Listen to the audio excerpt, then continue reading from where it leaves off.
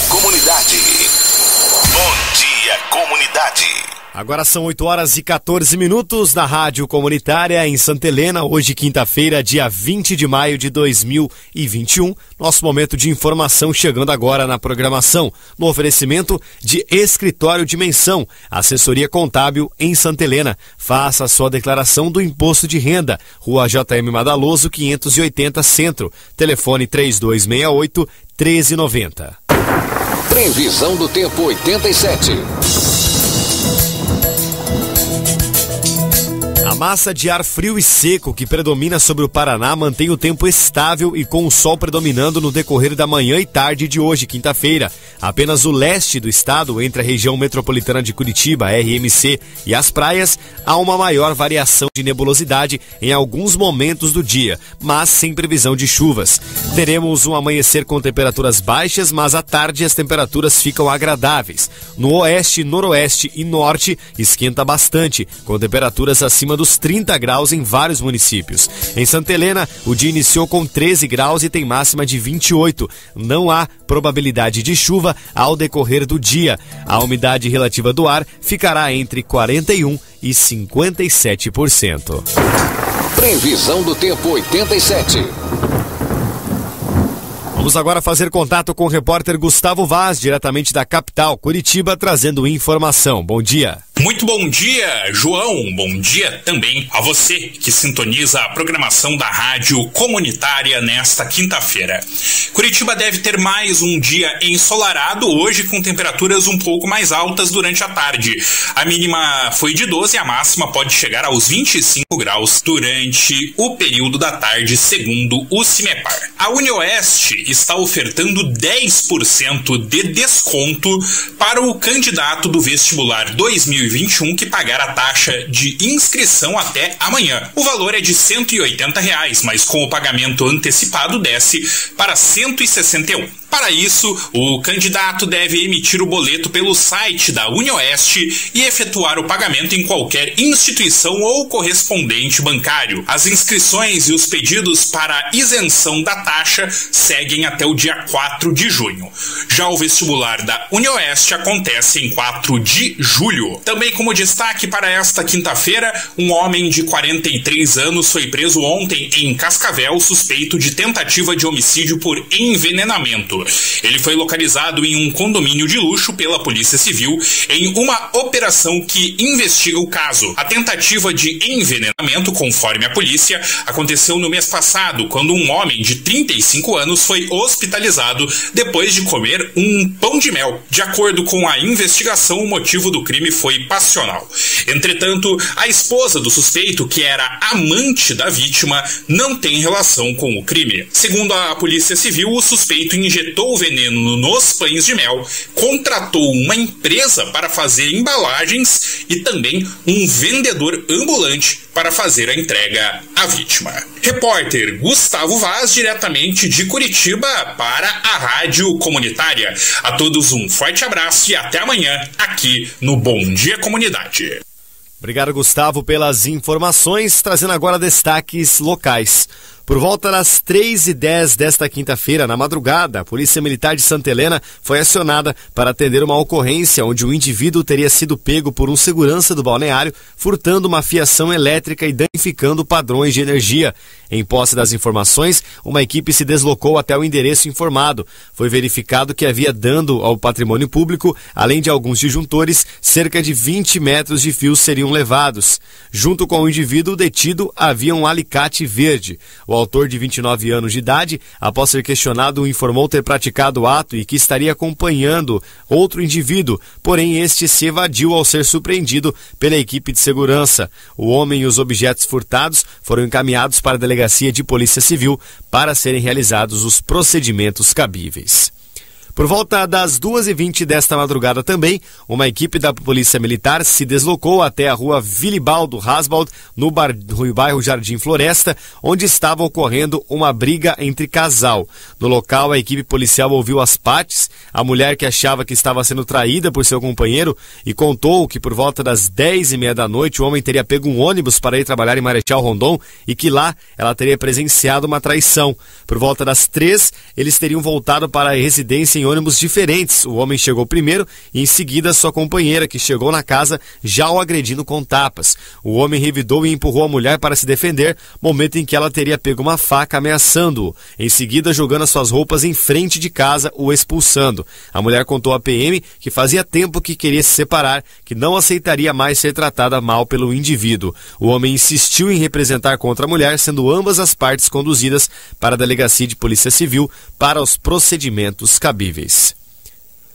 O auxílio emergencial municipal de Santa Helena está sendo depositado na conta dos contemplados e vem como complemento financeiro para as pessoas que foram afetadas pela pandemia. Os beneficiários são os santelenenses inseridos no cadastro único e que receberam o auxílio do governo federal, desempregados, autônomos, microempreendedores individuais e trabalhadores informais. Nessa lista, 216 pessoas receberam a terceira parcela prorrogação do auxílio emergencial municipal de R$ 500 nesta quarta-feira, dia 19.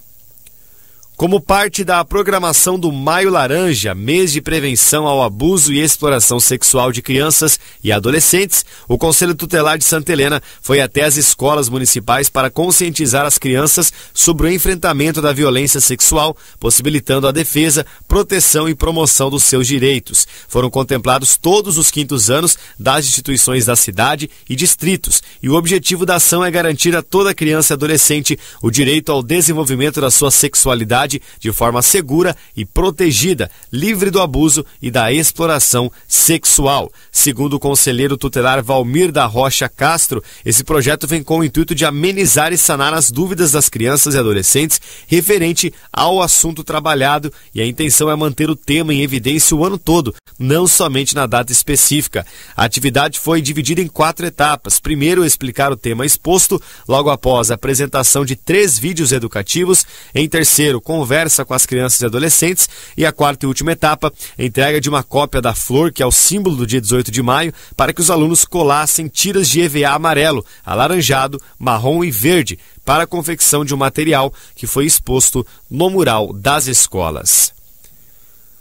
O prefeito de Santa Helena, Evandro Grade, está em Curitiba desde o início dessa semana e segue a agenda até esta quinta-feira, hoje, alinhando assuntos importantes nas áreas de saúde, habitação, infraestrutura e outras. Na terça-feira, dia 18, o prefeito Zado, juntamente com o vice-prefeito Dinho Marasquim e demais servidores do município, reuniram-se com os secretários estaduais de saúde Beto Preto e administração Marcel Miqueleto, alinhando detalhes para a edificação do Hospital Microrregional em Santa Helena, com previsão de iniciar os atendimentos no mês de julho.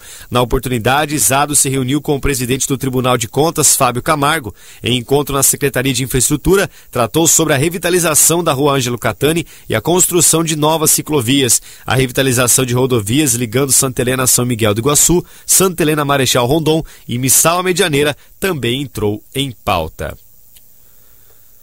Nesta quarta-feira, mais um boletim informativo da Covid-19 foi divulgado aqui no município, chegando a 2.614 casos já confirmados, a 2.414 pacientes recuperados e 3.146 casos descartados. Estão ativos 152 casos e 248 estão isolados suspeitos. O número de pacientes internados é de 17 pessoas em enfermarias e 2 em UTI. Já foram confirmados também 48 óbitos no município. Vamos agora falar sobre Covid, 8h23.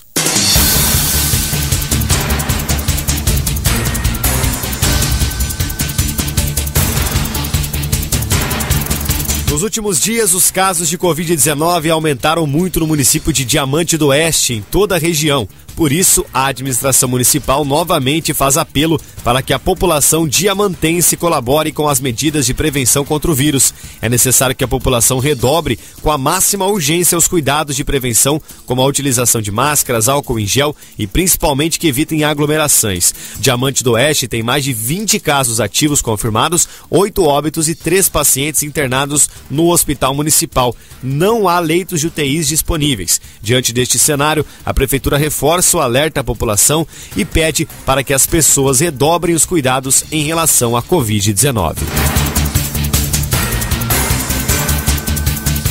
A Associação Comercial do Paraná enviou na manhã de ontem carta ao prefeito e vice-prefeito de Medianeira com apelo para que seja feita a readequação do último decreto do município, autorizando o funcionamento das atividades comerciais não essenciais aos sábados, conforme prevê o último decreto estadual.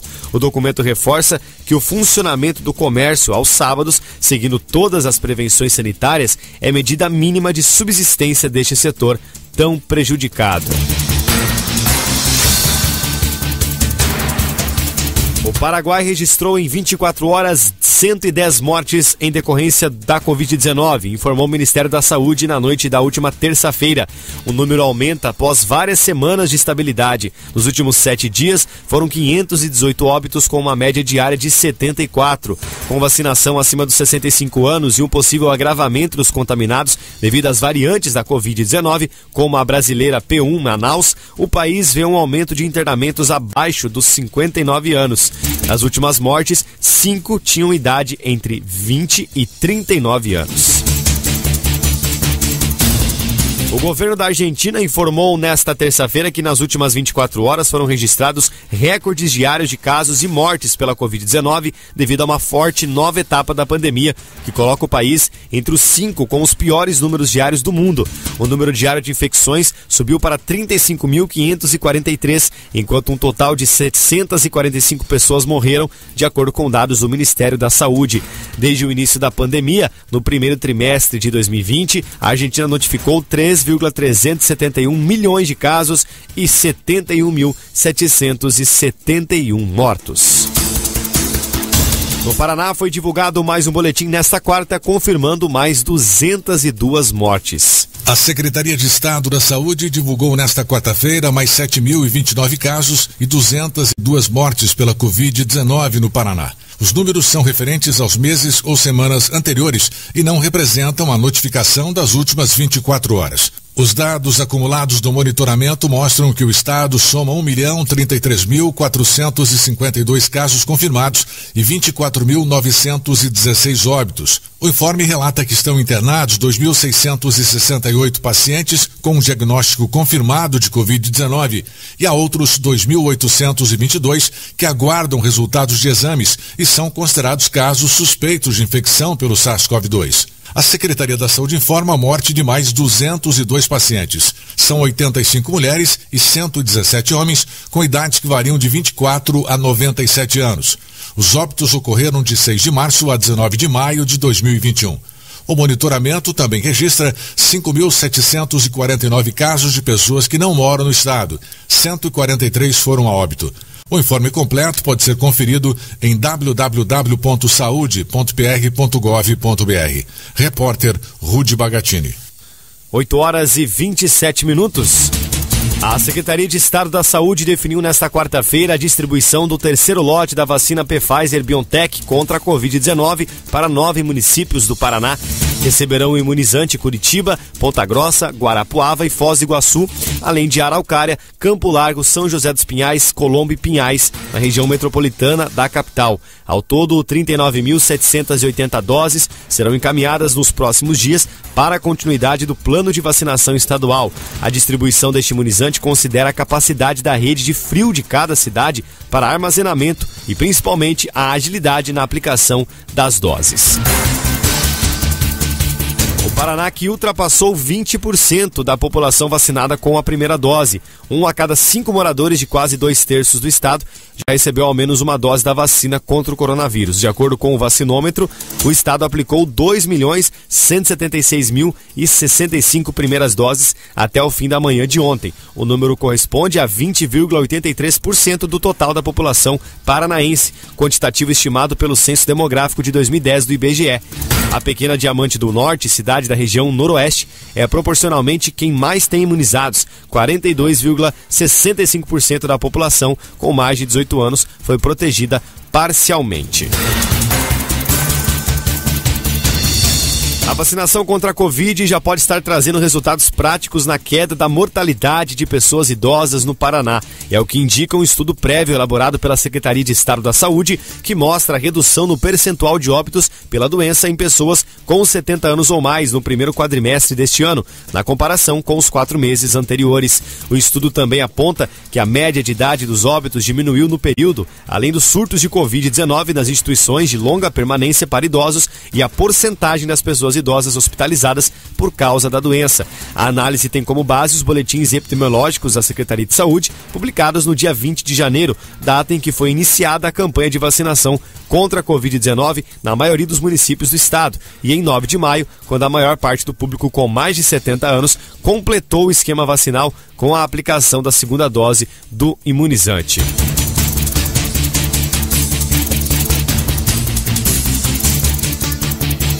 Campanha da Saúde reforça que idosos vacinados têm que manter o uso da máscara e distanciamento. Mesmo que a grande parte da população idosa paranaense já tenha sido vacinada contra a Covid-19, ainda não é hora de relaxar com os cuidados que evitam a disseminação do novo coronavírus.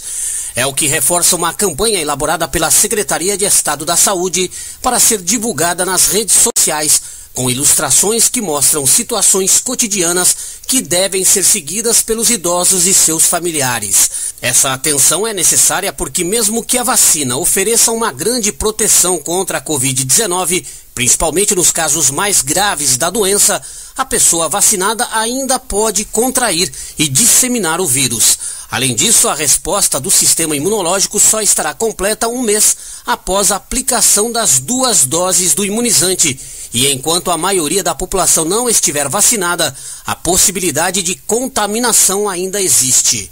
A diretora de Atenção e Vigilância em Saúde, Maria Goretti, explica que ainda é necessário que os familiares mantenham o distanciamento físico, o uso de máscara e a higienização frequente das mãos. Nós temos que reforçar que os cuidados devem ser mantidos para evitar a transmissão do vírus para os idosos, que são sempre os mais suscetíveis a casos graves e a óbitos, até que possamos vacinar em torno de 60% a 70% da população paranaense. Temos que incentivar os familiares a manter o distanciamento físico de pelo menos 2 metros entre as pessoas, cuidando dos seus idosos. Eles devem continuar usando máscara e manter os ambientes ventilados e a higienização frequente das mãos. Todo cuidado é pouco, ainda não encerramos a pandemia e precisamos, mesmo com a vacinação,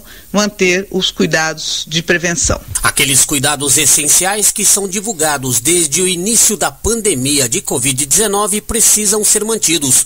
O uso de máscara sempre cobrindo completamente o nariz e a boca, o distanciamento de pelo menos 2 metros de distância entre pessoas que não moram na mesma casa, manter os ambientes sempre bem ventilados, evitar reuniões e encontros entre as pessoas, principalmente em locais com pouca ventilação, lavar as mãos frequentemente ou usar álcool gel 70% e a limpeza e desinfecção de objetos que são sempre usados. Até esta quarta-feira, cerca de 93% das pessoas com 60 anos ou mais tinham recebido a primeira dose da vacina do Paraná, sendo que metade delas completou o ciclo vacinal com a aplicação das 2 doses. O vacinômetro da Secretaria da Saúde mostra também que entre a população com mais de 70 anos, 95% foi vacinada com a primeira dose, sendo que 82% estão com o ciclo vacinal completo. Repórter Edson Tomás. 8h32, a Secretaria de Estado da Saúde celebra nesta quarta-feira o Dia Mundial de Doação de Leite Humano.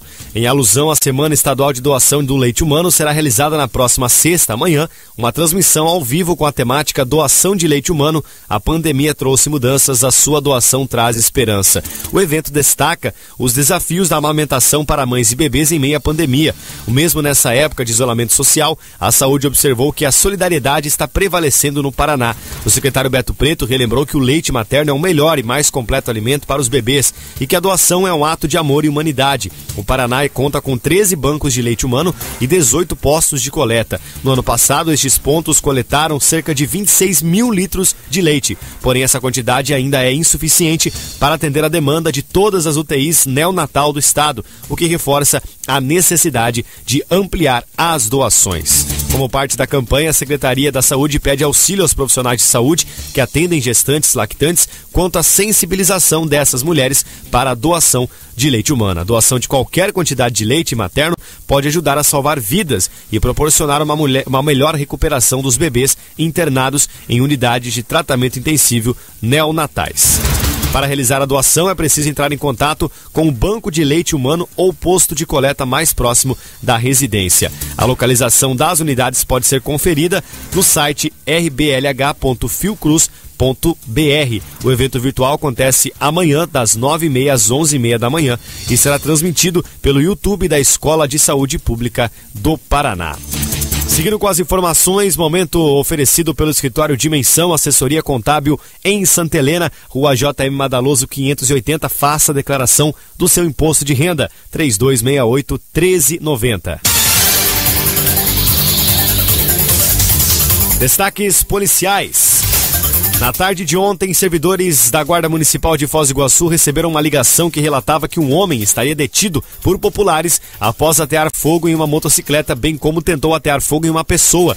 Para o local, na Rua São Paulo, no bairro Itaipu C, Vila C, foi deslocada a equipe do policiamento comunitário da área norte. No local, os servidores foram informados por um terceiro que no dia anterior, o suspeito esteve em um estabelecimento comercial onde furtou um aparelho celular que posteriormente acabou recuperado pela vítima. Entretanto, ontem a pessoa retornou ao local em uma bicicleta e em seguida derramou gasolina em cima da moto do proprietário do estabelecimento e ateou fogo. E no momento que a vítima tentou intervir, o suspeito arremessou a gasolina contra a vítima com o claro intuito de também atear fogo nela.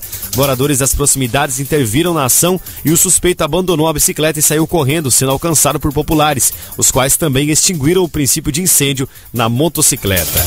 A pessoa foi presa e junto com a motocicleta e a bicicleta encaminhada para a delegacia de Polícia Civil. Um ex-vereador de Foz do Iguaçu, que foi presidente da Câmara, e seu ex-assessor, requeridos pelo Ministério Público do Paraná por meio da 6ª Promotoria de Justiça da comarca, em ação por improbidade administrativa, tiveram suas condenações mantidas após julgamento de recurso pelo Superior Tribunal de Justiça. O fato que gerou a ação e a consequente condenação foi a contratação do assessor como funcionário fantasma. Conforme a ação civil pública apresentada em 2012, de fevereiro de 2009 a outubro de 2010, o assessor recebeu vencimentos sem prestar qualquer serviço ao gabinete do vereador. Além disso, devolvia a maior parte do salário ao parlamentar, caracterizando a prática da chamada rachadinha. Após a condenação em primeira instância, os réus apresentaram diversos recursos, chegando o caso ao Superior Tribunal de Justiça, que manteve a condenação já transitada em julgado, não cabendo mais, portanto, qualquer recurso. Drogas e uma carabina de pressão foram apreendidas e 3 pessoas foram encaminhadas para a delegacia em uma ação da PM de Medianeira ontem, quarta, no bairro IP. Uma denúncia recebida pelo setor de inteligência da PM dava conta de que uma residência na rua Sarandi ocorria venda de drogas e que a segurança do local era feita com uma arma longa. Diante da situação, equipes da Rotan e RPA se deslocaram ao endereço para averiguação. Com a chegada das viaturas ao local, os militares avistaram um dos indivíduos entregar algo para um jovem menor de idade, a qual tentou fugir adentrando na residência, mas acabou sendo abordada e detida. Em revista pessoal, os policiais encontraram no bolso da blusa da jovem abordada um pote contendo 28 pinos de cocaína, 39 pedras de crack e uma porção de maconha. Com os demais abordados foi encontrado dinheiro trocado e celulares que também foram apreendidos. Na manhã de ontem, uma operação conjunta entre Receita Federal e Polícia Rodoviária Federal foi localizado durante uma fiscalização de rotina um fundo falso no bagageiro de um ônibus de turismo. O ônibus com placas de Cantagalo, Paraná, foi abordado no posto da PRF em Santa Terezinha de Itaipu. O veículo estava ocupado por 30 passageiros, além do motorista. Este, que é o proprietário do veículo, alegou que tinha conhecimento do fundo falso presente no ônibus. O valor estimado para as mercadorias encontradas dentro do fundo falso chega a aproximadamente R$2,5 milhões, além das mercadorias encontradas no bagageiro, que foram avaliadas em R$150 mil. O contrabando e o descaminho, além de trazerem danos ao erário, causam concorrência desleal à indústria e ao comércio regularmente instalado. O motorista foi encaminhado à Polícia Federal por crime de descaminho. Uma mãe que fotografava e comercializava fotos eróticas da própria filha de 11 anos foi presa nesta terça-feira em São José dos Pinhais, região metropolitana de Curitiba. Ela era investigada pela Polícia Federal desde 2016. A mulher chegou a ser presa em 2017, mas acabou a ser liberada por falta de provas na época. Ela, a mãe, recebia um valor em contrapartida. Além dela, 11 suspeitos de envolvimento com o abuso e a exploração sexual infantil em 6 cidades do Paraná foram presos e outros 13 estão sendo procurados nesta semana. Um homem ficou ferido em um acidente registrado na manhã desta quarta-feira, ontem, na região de Gleba, interior de Mercedes. Segundo informações repassadas por populares, o veículo seguia pela rodovia sentido Mercedes a Três Irmãs, quando em uma curva na comunidade da Gleba, perdeu o controle do carro e saiu da pista. Desgovernado, o GM Astra colidiu contra tocos e árvores e caiu em um barranco às margens da rodovia, onde ficou tombado. O carro resultou com vários danos. O condutor, um jovem morador de Mercedes, foi encaminhado para atendimento médico no Centro de Saúde de Mercedes, com ferimentos leves. Ele passará por alguns exames para melhor avaliação. O Ministério Público Federal pede investigação independente por mortes no Jacarezinho.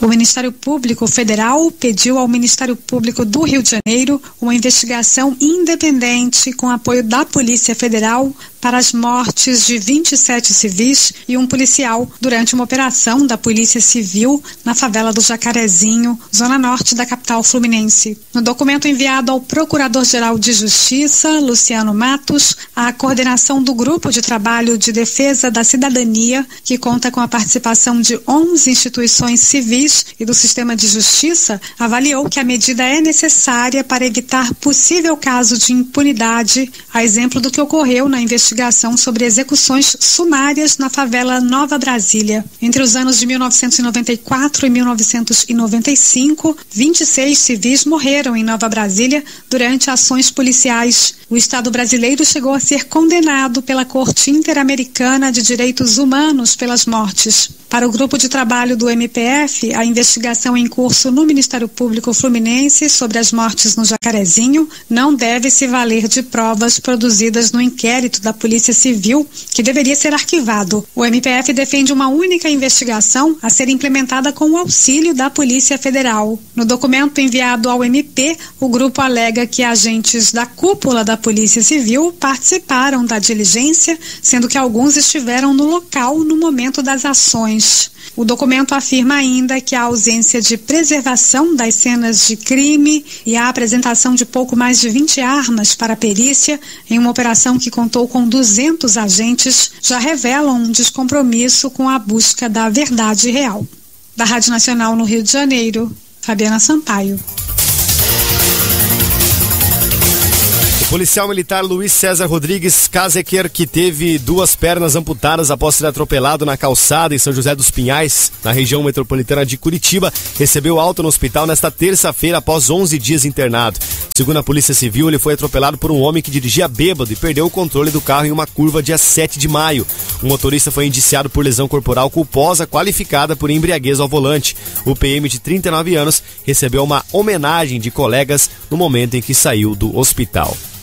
Agora são 8h42. Em Santa Helena, 17 graus. Trabalhadores informais nascidos em março recebem hoje a segunda parcela da nova rodada do auxílio emergencial. O benefício terá parcelas de R$ 150 a R$ 375, dependendo da família. Já podem sacar também os beneficiários do Bolsa Família com o número de inscrição social NIS, dígito final 2, o dinheiro do auxílio.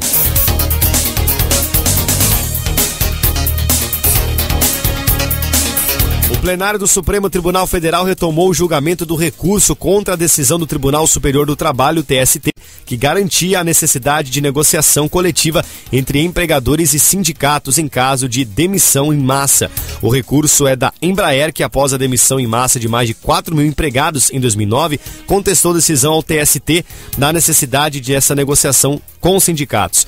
O advogado da empresa, Carlos Vinícius Amorim, defendeu que não há previsão legal para essa decisão do tribunal. O Sindicato dos Metalúrgicos de São José dos Campos contestou o recurso da empresa e defendeu que a decisão do TST é fundamental nesse período de grande desemprego que passa o país. O advogado do sindicato, Aristeu César Pinto Neto, afirma que essa é uma conquista civilizatória.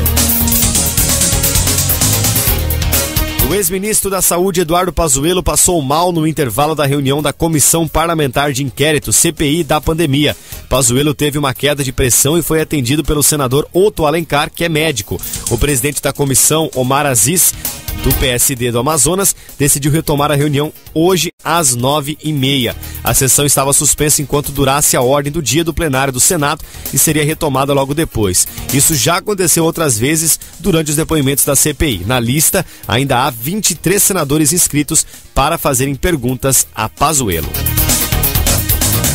Vamos agora aos destaques do setor agropecuário. Quem vai trazer esses destaques são o Carlos, a Daiane e o André, que fazem parte do IDR Paraná aqui de Santa Helena, comentando e analisando o atual mercado agrícola no quadro Rural em Foco do programa Com Você Agricultor, que vai ao ar todas as terças-feiras na Rádio Comunitária. Rural em Foco. E vamos iniciar o nosso Rural em Foco com as notícias do bloco agrícola. Levantamento aponta alta de 25% nos custos da próxima safra e produzir grãos no Rio Grande do Sul em 2021-2022 terá a melhor relação de troca em uma década. Que é isso, Carlos? Aumenta os custos, mas o preço do grão ainda está alto o suficiente para compensar? É isso mesmo. A Federação das Cooperativas Agropecuárias do Estado do Rio Grande do Sul que soltou essa notícia. E foi a primeira análise que a gente tem visto com relação aos custos da próxima safra. Então, só para o pessoal ter uma noção, o milho, a estimativa deles é que na próxima safra tenha um custo de R$125, 125 sacas por alqueire, nos preços atuais, claro. Isso em comparação com esse ano, que foi 98 sacas. Então, eles estimam que vai ser 27 sacas a mais para pagar o custo da produção do milho. Isso se deve ao quê? Alta do dólar? Isso se deve principalmente à valorização do dólar frente ao real, ao aumento dos preços dos combustíveis, aumento dos preços das máquinas e equipamentos agrícolas, né, que todo mundo está sabendo aí, e elevação dos preços dos principais produtos agrícolas. Isso que tem devido, né? A soja também, acho que o produtor gosta de saber esses dados. A soja, estimativa próxima safra, é de 75 sacas por alqueire o custo, né? Esse ano ficou em torno de 57, de acordo com eles, lá no Rio Grande do Sul. Então a gente vê isso aí, apesar do cenário ser de elevação dos preços, tanto nos insumos quanto na venda do produto, a margem de lucro do produtor nunca foi tão boa, de acordo com a análise que tem sido feita. Mas lembrando também, a mesma análise que eles fazem lá, eles terminam a análise com a seguinte recomendação ao produtor: cautela, do mesmo jeito que sobe, pode descer, porque o processo de produção de grãos é cíclico. Então esse ano está alto, amanhã pode reduzir isso aí e a gente vender barato a soja. Já que estamos falando de grãos e estamos falando de preço, soja volta a recuar em Chicago na tarde dessa segunda, com previsão de chuvas para os Estados Unidos. Carlos, fala aí para nós como que está essa questão da cotação da soja, já traz as cotações dos grãos? Então, né, a semana passada a gente comentou que estava um período muito de estabilidade, parecendo que estava todo mundo aguardando como é que ia se tornar o cenário, né? O cenário foi que na quarta-feira saiu o relatório da Conab, baixou um pouco a produtividade nossa, a produção nossa, a expectativa de produção nossa do milho em 2 milhões de toneladas. Veio o relatório da USDA, que é o relatório que todo mundo acompanha dos Estados Unidos, e baixou ainda mais a perspectiva de produção brasileira, tanto de soja quanto de milho. Com relação a isso, e esse mesmo relatório vem melhorando as condições da lavoura dos Estados Unidos. Então está um cenário otimista com relação às lavouras lá. Então lá está plantando bem e as perspectivas que tinham de uma safra mais ou menos têm melhorado. A única ressalva que eles fazem lá é com relação ao frio, que ainda pode atrapalhar na hora da colheita, né? Isso tem puxado um pouco as cotações, um pouco assim, para a realidade as cotações. O preço tem ficado estável, mas estável com tendência negativa. Então as cotações nessa semana: a saca de soja em Santa Helena está cotada a R$160, R$1 mais barato que a semana passada. A saca de milho está cotada a R$93, R$5 a menos que a semana passada. E o trigo cotado a R$86, R$2 a menos que a semana passada. Na B3, o milho também tem caído o preço. Então já está se comercializando o milho, pensando na safra que vem, a R$87. Então assim, a gente estava falando em cenários aí de 105, 107. Essa semana deu uma baixada nas previsões, pelo menos, com o cenário da colheita norte-americana. Ouvimos então o quadro Rural em Foco aqui no nosso Bom Dia Comunidade, esse quadro que faz parte do programa Com Você Agricultor, e você acompanha ao vivo todas as terças aqui na Rádio Comunitária a partir do 12h15. Vamos agora pular das cotações agrícolas para cotações do mercado cambial. O dólar subiu após 3 quedas seguidas e ultrapassou os R$ 5,30. Quem também subiu foram as demais moedas. O euro chegou a 6,47, a libra 7,50, peso argentino 5 centavos de real e o Bitcoin 217.934 reais. A Bovespa, a Bolsa de Valores brasileira, caiu e chegou a 122.636 pontos. Falando sobre a Mega, teve sorteio ontem à noite no Espaço Loterias Caixa, o concurso 2.373, mas ninguém acertou as 6 dezenas, 23, 24, 26, 44, 49 e 60. O próximo concurso, que vai ser sábado, deve pagar 48 milhões de reais. A Quina teve 72 ganhadores, cada um recebendo cerca de 51.300 reais, e a Quadra, com mais de 5.400 apostas ganhadoras, vai pagar o prêmio individual de R$ 972,58. Trazendo mais informações agora com o nosso repórter Gustavo Matos. Bom dia. Bom dia, João. Bom dia, ouvintes da Rádio Comunitária. Eu trago informações para essa quinta-feira, dia 20 de maio. Um levantamento realizado pelo Datafolha, divulgado ontem, apontou que aproximadamente 1/4 dos brasileiros usou algum tipo de medicamento para tratar precocemente ou prevenir o Covid-19. 23% das pessoas ouvidas afirmaram que fizeram uso precoce ou preventivo de remédios contra a doença. Desses 12% dizem que compraram os medicamentos por conta própria e 11% adquiriram os remédios com receita médica. Dentre os motivos para utilizar os medicamentos, 6% afirmaram que tiveram Covid-19 e 5% estavam com suspeita, e outros 12% fizeram uso unicamente como forma de prevenção. Foram realizadas 2.070 entrevistas presenciais em 146 municípios brasileiros nos dias 11 e 12 de maio deste ano. Continuando ainda com informações, a Polícia Federal iniciou a Operação Escalada Cibernética para aprofundar investigações sobre um ataque hacker no sistema do Tribunal Regional Federal da Terceira Região.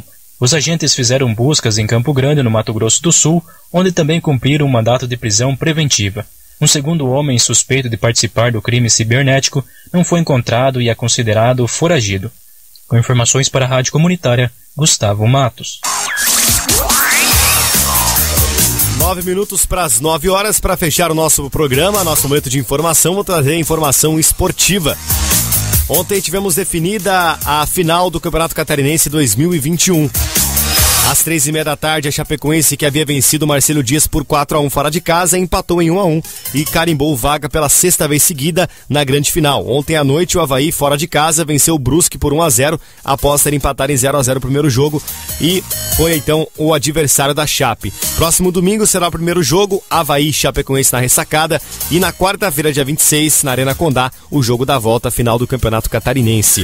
Também tivemos definida ontem a final do Campeonato Cearense e deu a lógica. O Fortaleza goleou o Atlético do Ceará por 6-0 e o Ceará venceu o Ferroviário por 3-0. Chegando então assim à grande final entre Fortaleza e Ceará, as principais equipes aí do estado. O jogo será no domingo também, jogo único às 5 da tarde, no Castelão. Falando de Libertadores, ontem no grupo do Internacional, a equipe do Deportivo Táchira sobrou, meteu 7-2 no Always Ready e não era o resultado que o Internacional queria. O Inter que joga hoje às 9 horas contra a equipe do Olímpia, fora de casa, no Paraguai. No grupo do Fluminense, o River Plate, mesmo com o goleiro de linha, o jogador de linha no gol e com nenhum reserva, venceu ao Santa Fé por 2-1 e ainda assumiu a liderança do grupo D. No grupo do São Paulo, o Sporting Cristal derrotou o Rentistas por 2-0 e assim garantiu o São Paulo na próxima fase, nas oitavas de final. Também tivemos no grupo do Flamengo, o Vélez derrotando o União La Calera por 2-1 e o Flamengo empatando no finalzinho contra a LDU em 2-2 com um jogador a menos desde o primeiro tempo e também carimbando vaga nas oitavas. Quem também confirmou sua vaga foi o Atlético Mineiro. No finalzinho da partida venceu o Cerro Porteño por 1-0 no Paraguai, também está garantido. Nesse mesmo grupo, a América de Cali derrotou a equipe do La Guaira por 3-1. Hoje então teremos o Colorado, mais uma vez repetindo, Colorado jogando contra o Olímpia no Paraguai às 9 horas. No grupo do Santos tem Boca Juniors e Barcelona de Guayaquil às 9 horas, lá na Bombonera. E também Argentinos Júniores e Atlético Nacional se enfrentam às 7 horas pelo grupo F. Na Sul-Americana ontem tivemos o Rosário Central goleando o Huachipato por 5-0.